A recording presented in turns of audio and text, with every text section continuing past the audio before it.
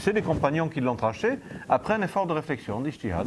Voilà un cas clair, précis, où on est obligé de se tabi'in, les grands juristes, quoi.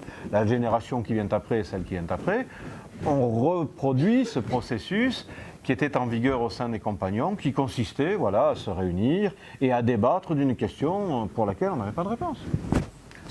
De toute façon, encore une fois, je dis faites marcher vos cellules grises et vous verrez que le processus est parfaitement naturel. Et c'est pas faire injure au Coran que de dire oui, le cas de la grand-mère n'a pas été évoqué dans le Coran, évidemment. On va dire les fusées sur la Lune n'ont pas été invoqués dans le Coran. C'est pas une tankris biqadr al-Qur'an. C'est pas pour autant qu'on va minimiser la portée du Coran, c'est absurde. Oui, monsieur derrière, ou la demoiselle, allez-y, allez-y.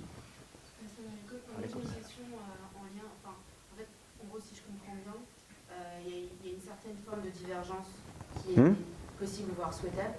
Je pense que la question, c'est, enfin, comme il n'y a pas vraiment de clergé dans le sunnisme, la question, c'est comment bien enfin, quelles sont les limites de la divergence? Parce que s'il y a un groupe qui dit il faut faire A et un autre qui dit il faut faire moins A, enfin, je vois pas trop. Je pense que c'est ça les questions auxquelles on est confronté sur des cas clairs. Je pense que ça va, mais il y a plus comme on est en Occident, il y a plein de cas qui sont un peu en zone grise. Donc je ne sais pas si ma question est claire. Alors, moi je vais vous répondre, alors là je vais être encore un peu méchant, parce que j'ai l'habitude, moi j'aime bien la méchanceté, c'est ma nature. Non. Vous remarquerez aujourd'hui, en Occident, tous ces gens-là qui vous disent nous sommes la voie, la vérité, la vie. Firqa Najia. Et le Firqa Najia. Ils viennent d'où les trois quarts? Du Maghreb, du Moyen-Orient. Est-ce qu'il y a un Français parmi eux? Ou est-ce qu'il y a un Maghrébin qui est né ici, qui a vécu toute sa vie ici, qui a étudié ici et qui connaît les problèmes locaux? Aucun. Pourquoi? Vous, les problèmes auxquels vous êtes confrontés, vous les connaissez parce que vous y êtes confrontés. Comment ces gens-là qui viennent de l'extérieur, sous prétexte d'amener la bonne parole, d'accord, ils nous disent, attendez, c'est nous qu'on va vous faire les fêtes en France, pourquoi? Vous êtes qui, vous? Il y a 10 ans, tu étais encore au Maghreb, tu parles à peine le français ou tu le parles mal, et tu viens me dire, voilà ce qu'il faut faire et voilà ce qu'il ne faut pas faire. Je dis, mais mon grand, commence d'abord par apprendre le français. Commence par vivre ici pendant 10 ou 15 ans, ou 20 ans, ou 30 ans, pour savoir les problèmes auxquels nous sommes réellement confrontés. Après, tu viendras un peu peut-être m'expliquer ce dont il retourne. Mais pour le moment, je te dénie totalement, je dis bien, la capacité de pouvoir solutionner ces problèmes. Primo, parce que tu ne maîtrises pas la langue. Deuxio, parce que tu n'as pas vécu ici. Et troisio, parce que les solutions que tu m'apportes en tant que moufti, elles me paraissent bancales. Ça fait beaucoup. Ça fait beaucoup. D'accord? Voilà, c'est un élément de réponse, c'est pas le seul, mais je vous donne le mien. Chez nous, Malikites, on dit Mufti, la budda an yakuna min ahli al-balad. Min ahli al-balad. Ou liman bihali ahli al-balad. Regardez la contexte. réponse malékite. Hein. Sur la réponse malékite, c'est là où ce qui me fait dire que les malékites, ils sont quand même pas si bêtes que ça. Il faut que le Mufti, ce soit quelqu'un du pays. Ouais, tout à fait.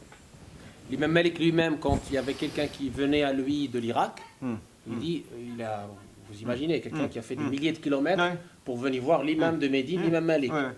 L'imam Malik, il lui disait, mais monsieur, vous avez Abu Hanifa chez vous. Donc il rebrousse chemin. Voilà, et repartait chez la question. Bien sûr, bien sûr. Pour nous donner un exemple, une leçon de... Mais je pense que les écoles sont d'accord sur cet aspect de spécialisation, de respecter les spécialités. Voilà. Bien sûr, respecter puis les prérogatives des uns et des autres. Je veux dire, on peut pas dans le contexte. On ne peut pas demander. Aujourd'hui, vous prenez par exemple la plupart je dirais des tendances Ikhwanjia, il faut absolument que ce soit déjà des Arabes. Alors ça, je ne sais pas pourquoi. Hein. Moi, j'avais toujours entendu dire la farqa bayna arabiyyin wa ajami illa bittaqwa. Bon, après tout, pourquoi pas? Moi, j'ai rien contre l'arabité, attention, entendons-nous bien. Mais pourquoi des Arabes? Et surtout des Arabes qui ne sont pas nés ici et qui... Ils ne connaissent pas le contexte, finalement. Ils ne connaissent pas le contexte. Moi, je veux bien que ce soit des Arabes, au moins que ce soit des Arabes qui maîtrisent le français, qui maîtrisent l'arabe, qui maîtrisent les sciences, qui ont vécu ici. Voilà. Si vous réunissez toutes ces conditions, il y a une chance pour que vous soyez apte à donner des réponses. Et puis après, je vais vous dire une chose qui dépasse le simple contexte du ilm. Vous avez des gens qui ont l'intelligence des situations. Vous avez des gens qui ne l'ont pas. Je vous donne un exemple de ce que j'avance. un grand faqih malékite en Tunisie. Je crois que je l'ai aperçu une fois. Il est encore en vie, c'est un homme très âgé, donc il faut lui pardonner.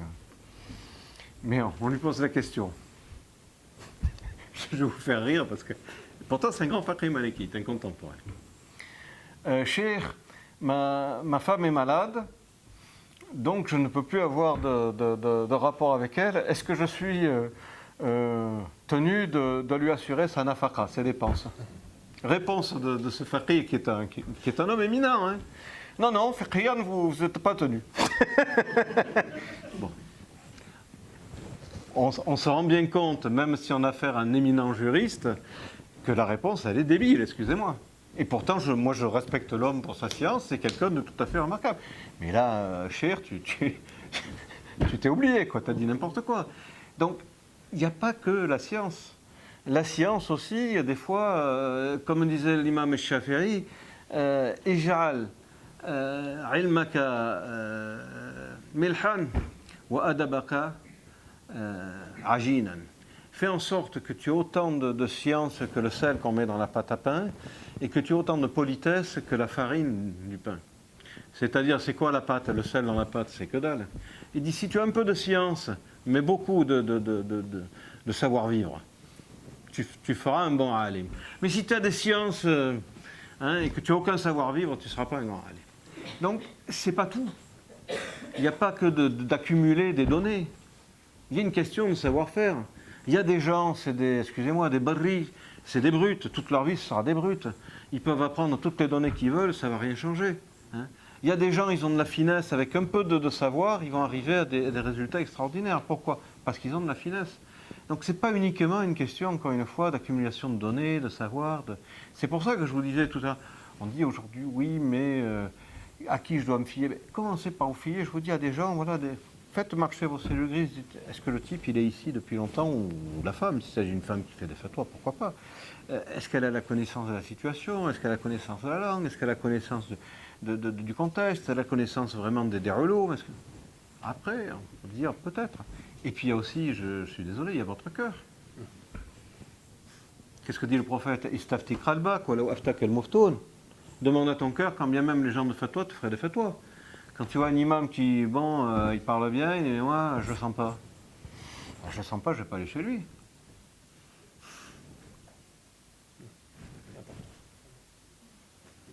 Je ne sais pas si j'ai répondu au moins par en partie à votre question.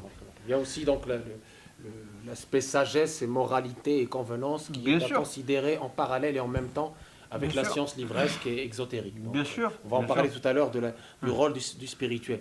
Le frère, il avait une question. Bismillah. La question, en fait, était par rapport, justement, il y avait une question par rapport aux personnes qui trouvaient beaucoup de dissensions entre les musulmans et donc étaient un peu perdues en fait entre toutes ces dissensions et se disaient, mais qui suivent au jour d'aujourd'hui en France, par exemple, ou même dans le monde musulman. Est-ce que ce qu'on appelle sanad, la chaîne de transmission, n'est pas aussi, on va dire, un argument, on va dire, clé à prendre pour savoir qui rapporte la bonne compréhension? De toute façon, les gens du hadith ont dit al-isnad min khasa'is hadha ad-din. L'isnad, c'est-à-dire la chaîne de transmission, c'est une des particularités de cette religion. C'est-à-dire, toi, ton savoir, tu le tiens de qui? Qui le tienne de qui? Qui le tienne de qui? Qui le tienne de qui? Et théoriquement, ça remonte jusqu'à Sayyidina Nabi. Que ce soit de la jurisprudence, que ce soit la science des héritages, que ce soit la science du hadith, il faut un sanad. Tu tiens ta science de quelqu'un, tu as étudié avec quelqu'un.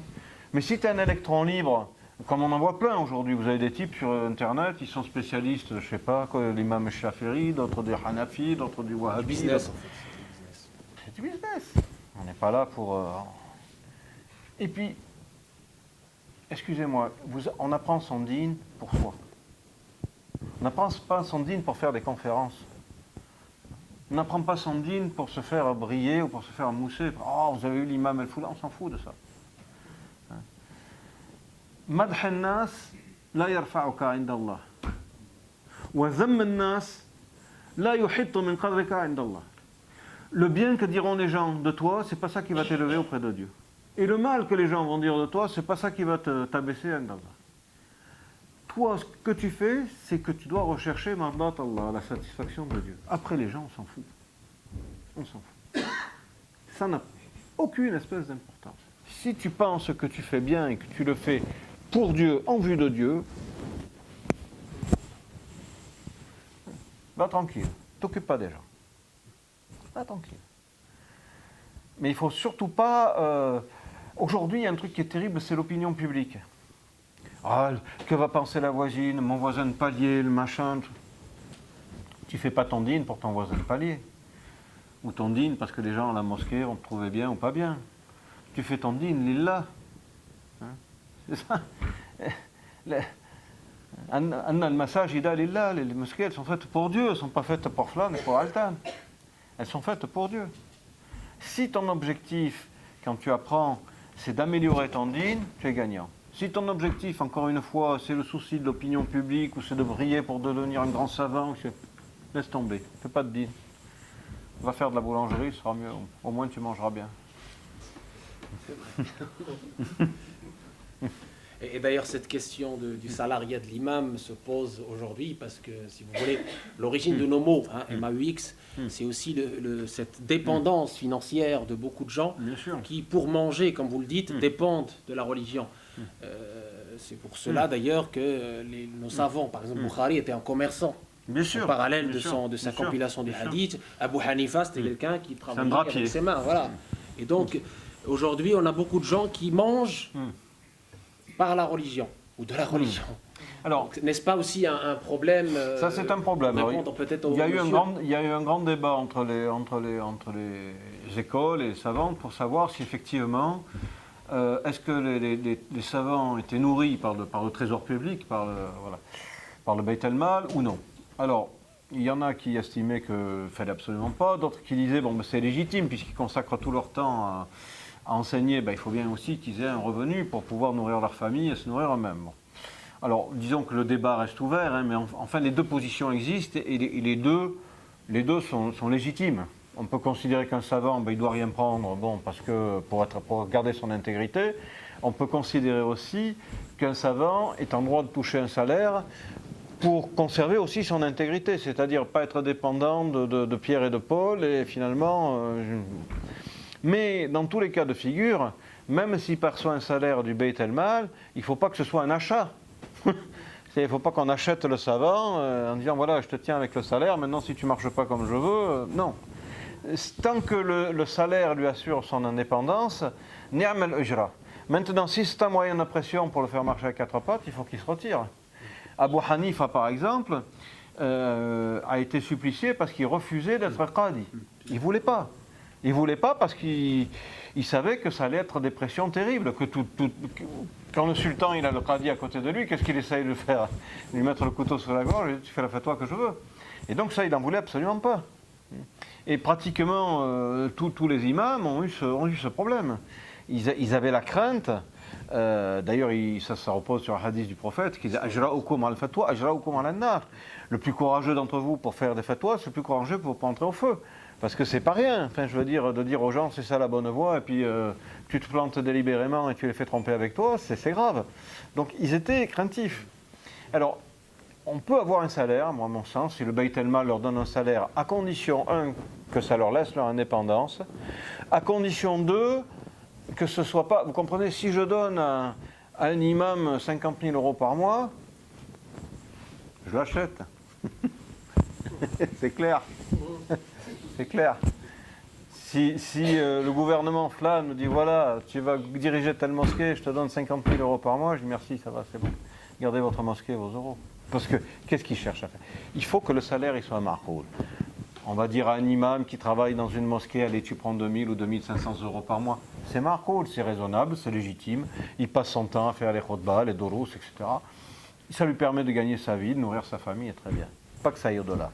Si ça va au-delà, c'est de la corruption. C'est de la corruption. D'autres questions? Oui, allez-y. En fait, vous avez parlé du wahhabisme qui n'était pas forcément une école, donc on peut comprendre qu'on ne devait pas prendre en compte ce que vous avez dit. Et pourquoi, notamment dans l'école des questions qui sont pour eux de l'ordre de la Bida, je crois, mais notamment par exemple tout ce qui est Hadara et Maoulid, qui normalement lorsqu'on lit dans les hadiths ou quoi, par rapport au cercle de dhikr et tout ça, on se dit la question ne se pose même plus à savoir si c'est fondé ou pas, et que malgré tout dans une grande école comme la 4e école, et certains disent que c'est Bida. Est-ce que vous êtes sûr que c'est la 4e école ou si c'est des gens oui, c'est des gens qui se prétendent à la 4e école. Voilà, il faut être précis, ouais. Qui prétendent se sourcer de la 4e école. Le Maoulid, chaque année, le débat revient sur oui, ce le Maoulid. débat revient chaque sur année, le Maoulid, ici en France, les gens se divisent. Chaque année, on dit la même chose. Et alors, voilà. je vais vous citer un hadith justement qui est dans le bouquin aussi, qui fait partie des bid'ah. Moi j'aime bien les bid'ah, je suis comme ça, c'est ma nature. Je ne peux pas m'empêcher, dès que j'en vois une, ça me fait des frissons. C'est un compagnon qui dirigeait la prière à la demande des autres compagnons, parce qu'il était afqahuhum, il était celui d'entre eux qui avait le plus de connaissances. Et il avait une habitude qui était curieuse, c'est qu'il lisait la Fatiha, puis il lisait Qul huwallahu ahad, puis il lisait une sourate. Et systématiquement, il faisait ça. Fatiha, Qul huwallahu ahad, sourate. Et un jour, les compagnons qu'il dirigeait en prière en ont eu un peu marre, ils lui ont dit, écoute, on aimerait bien à l'avenir que tu lises soit Qul huwallahu ahad, soit la sourate. Mais pourquoi Qul huwallahu ahad et la sourate? Et lui, il leur dit très tranquillement, écoutez, moi, c'est ma condition. Si vous voulez de moi comme imam, c'est à prendre ou à laisser. Et si vous ne voulez pas de ça, ben, vous prenez un autre imam. Moi, ça ne me dérange pas. Oh. Comme c'était un bon imam, il dit, bon, pour le moment, on le garde. Et puis un jour, il y a le prophète qui passe, ils vont le voir, sallallahu alayhi wa sallam, il dit, voilà, Flan, il fait imam, c'est un bon imam, on est content de lui, mais il y a un défaut. Quel défaut? Ben voilà. La Fatiha, Qul huwallahu ahad, et une sourate, systématiquement. Alors on a essayé de la ramener à la raison, en lui disant, soit tu lis Qul huwallahu ahad, soit une sourate, mais lui, il veut faire les deux. Le prophète l'amène, il fait venir, il dit, voilà, tes compagnons m'ont dit kaza kaza, pourquoi tu ne t'arranges pas leur avis? Pourquoi tu ne lis pas soit Qul huwallahu ahad, soit la sourate? Et il lui dit, Ya Rasulallah, inni uhibbuha. Moi je l'aime cette sourate, voilà. Pour ça je ne veux pas la lâcher. Ah. Et qu'est-ce que le prophète lui répond? Est-ce qu'il lui a dit Anta muqtadi', nanana, janna, nar? Il lui a dit Hubbuka laha adkhalaka al-jannah. L'amour que tu as pour cette sourate t'a conduit en paradis. Eh bien moi je dis à ceux qui fêtent le Mawlid, Hubbukum li Rasulillah adkhalakum wa adkhalana inshallah jami'an al-jannah. Bidalil, et si vous voulez une preuve supplémentaire, c'est un hadith. Quand le bédouin est venu trouver le prophète, il lui a dit Ya Rasulallah, ud'u Allah an akuna ma'aka fil jannah. Demande à Dieu que je sois à tes côtés au paradis. Le prophète lui a dit Maza a'atta laha, qu'est-ce que tu as préparé pour tout ça? Il a dit Ya Rasulallah, ma a'attu laha kathrata salatin, wala kathrata siyam. Moi, je ne suis pas un gros jeûneur, je ne suis pas un gros prieur, je suis un peu feignasse, quoi. Walakinni uhibbu Allah wa rasulah. Mais j'aime Dieu et son prophète. Et il lui a dit Abshir, fa inna al-mar'a ma'a man ahab. Réjouis-toi, l'homme est réuni à ceux qu'il aime. Voilà. Donc ceux qui fêtent le Mawlid par amour de l'envoyé de Dieu, qu'ils sachent, ala lisan al-rasoul al-a'zam, par la bouche de l'envoyé de Dieu, qu'ils seront réunis avec celui qu'ils aiment. C'est tout. Moi, je n'ai pas d'autre argument. Et man sha'a falyu'min wa man sha'a falyakfur. Que celui qui a envie de croire, il croit. Que celui qui a envie de nier, le nie. Je m'en fous. Ça ne me concerne rien. Voilà. Donc, si vous voulez témoigner de votre amour pour l'envoyé de Dieu, souvenez-vous de lui le jour de sa naissance, et avant le jour de sa naissance, et après le jour de sa naissance, et tout le temps. Voilà. Rien d'autre à dire. Pour l'anecdote, cette mosquée est appelée la mosquée de la Bida. Ah, Oui, pour une raison assez amusante d'ailleurs. Parce qu'on lit ici le hizb. On lit le hizb du Maghreb et le hizb du Subh. Ah, d'accord. Voilà, le hizb en assemblée comme on le fait au Maghreb. Ouais, ouais. C'est ce qui nous a permis justement de mémoriser, de nous, dans ma génération, de mémoriser Le Coran, bien sûr, bien sûr. et aussi d'apprendre ses règles. Parce que, et donc, que vont-ils dire à Allah tabaraka wa ta'ala quand il va leur dire ou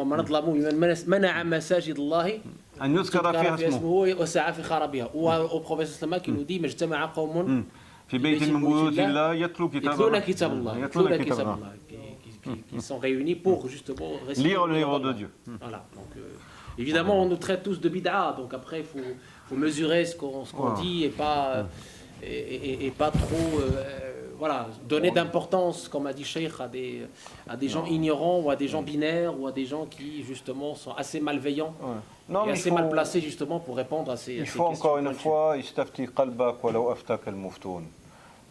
Interroge ton cœur, c'est tout. Tu es content de lire du Coran dans une mosquée, qu'est-ce que tu fais? Tu es en train de tuer, tu es en train de piller, tu es en train de boire, tu es en train de faire l'adultère. Tu lis du Coran dans une mosquée. On va te dire c'est bid'a, mais tant mieux, je fais des bid'a, moi ça ne me dérange pas. Marhaba. Non, il faut un petit peu être logique, minimum. D'autres questions? Alhamdulillah. Ben, on revient à la notion du cœur, Cheikh. Je veux que ça soit Inch'Allah la conclusion. Aujourd'hui, qu'est-ce que vous dites aux jeunes qui nous disent que finalement la spiritualité n'a rien à voir avec l'islam, qu'il y a tellement de spiritualité qui ne s'y retrouvent pas, que finalement c'est des charlatans. Et on a beaucoup cette question de spiritualité qui est à mon sens le cœur de l'islam. Et aujourd'hui on a une sécheresse terrible, même dans nos mosquées, on a 2500 mosquées de France. Très peu donnent de l'importance à cette spiritualité. Quel est votre conseil justement par rapport à cette bid'a qui fait peur, hein? Ils font peur, c'est un peu à chaque fois on leur sort bid'a, donc les jeunes ont peur de mettre un pas dans la spiritualité parce qu'ils ont peur de la bid'a. Alors, moi je vais répondre de façon très simple. Deux petites choses. Le premier, c'est un hadith. Aynun bakat min khashyatillah.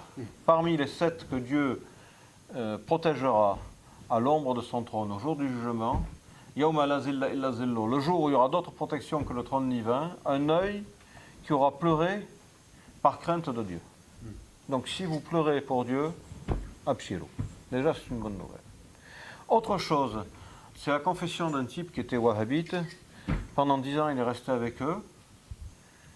Et il a dit exactement le contraire. Il a dit, Wallah, je suis resté pendant 10 ans avec eux. Pas une fois, je n'ai pleuré au souvenir de Dieu.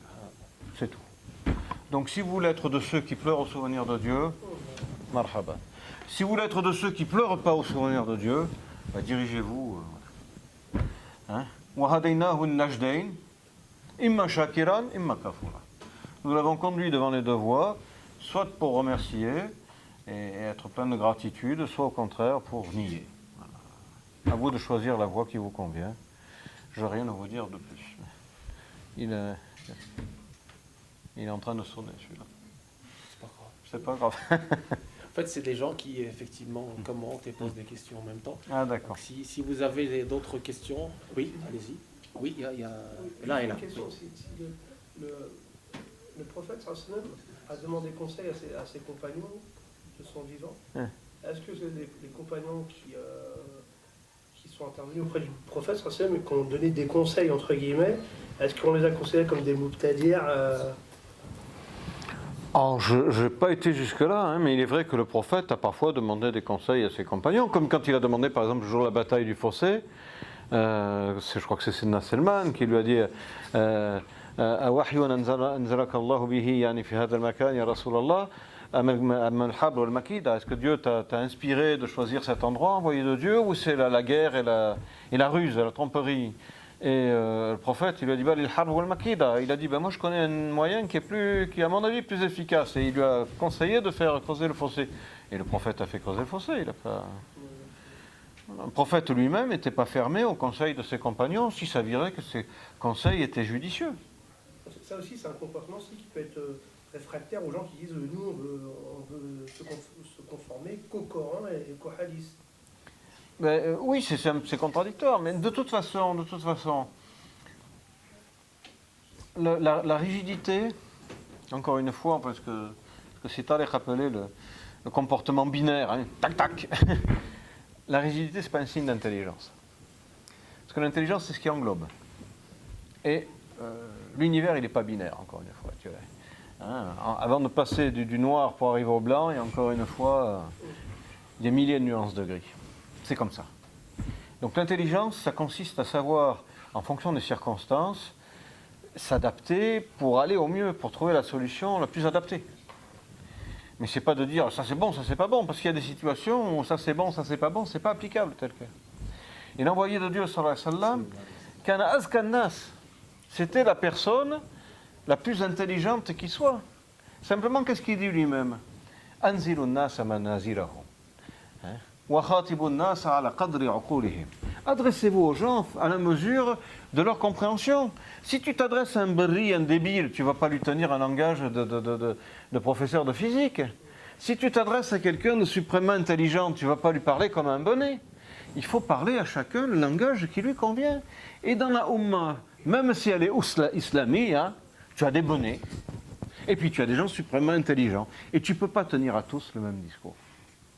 D'où l'idée justement que la sunna, ce n'est pas quelque chose de parfaitement uniforme, d'un seul bloc, ce n'est pas possible. Il y a un exemple qui est très significatif. Un couple de personnes âgées qui vient voir le prophète et qui lui dit Ya Rasulallah, qabbaltuha wa ana sa'im. Je l'ai embrassé alors que j'étais en train de jeûner. Le prophète dit Ma'alaykum shay. Allez, vous pouvez partir, c'est bon.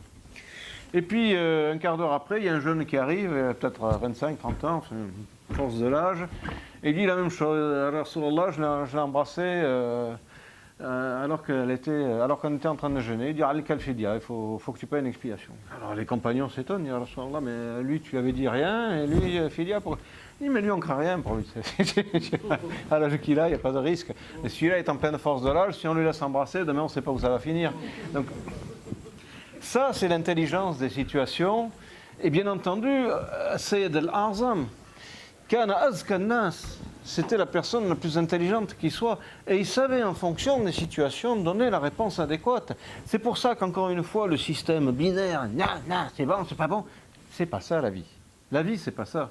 Et les prophètes, ils ont été envoyés en face de bachar, d'êtres humains, dont les circonstances sont variables, dont les contextes sont variables. Il n'a pas été monolithique, sallallahu alayhi wa sallam. Il savait que selon les personnes auxquelles il s'adressait, eh bien, il fallait nuancer le propos.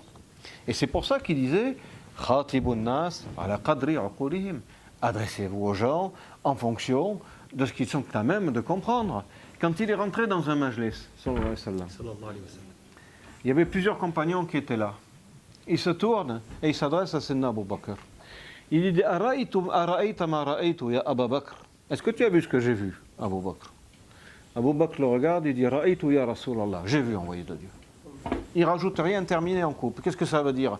Que tous les deux, ils avaient vu quelque chose que tous les compagnons, qui n'étaient pas des imbéciles non plus, n'avaient pas vu. Est-ce qu'on imagine que le dialogue entre Sayyidina Abu Bakr et Sayyidina Rasulullah, c'est le dialogue entre le prophète et le moindre d'entre nous? C'est pas possible.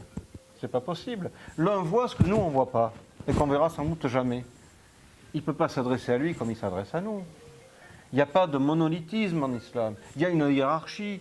Il y a des gens qui sont au-dessus, il y a des gens qui sont au-dessous, il y a des gens qui sont blancs, il y a des gens qui sont noirs, il y a des gens qui sont gris. Et l'islam est une religion, quoi qu'on en dise, qui est excessivement fine, intelligente, mais justement parce qu'elle est toute en nuances.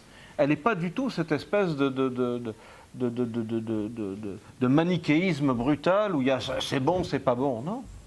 Entre le bon et le pas bon, il y a beaucoup de rajat.